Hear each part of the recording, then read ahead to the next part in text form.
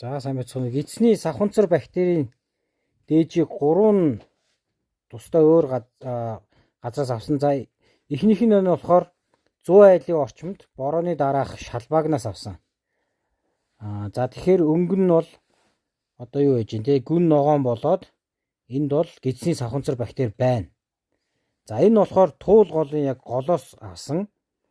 За яг байрлал нь бол Баянзүрхийн гүүр тэр тусаа байгаа.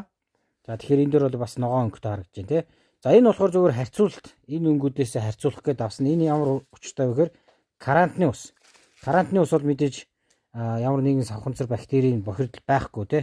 Тэгэхээр яг ингээ шар хിവэрээ үлдчихэж байна. За тэгэхээр эндээс гол авах мессеж чинь болохоор ерөөсө борооны дараа бол аль болох тэр тогтцсон усыг туучихгүй байх хэрэгтэй. Яг үл чинь тэр чигээр ингээд савханцар бактери байдсан байна. За тэгэд үнэхээр зайлшгүй тууччлаа гэж бодоход хөлөө маш сайн угаах хэрэгтэй. За тэр ямар нэгэн байдлаар гараа хөрцсөн бол гараа ариутгах хэрэгтэй.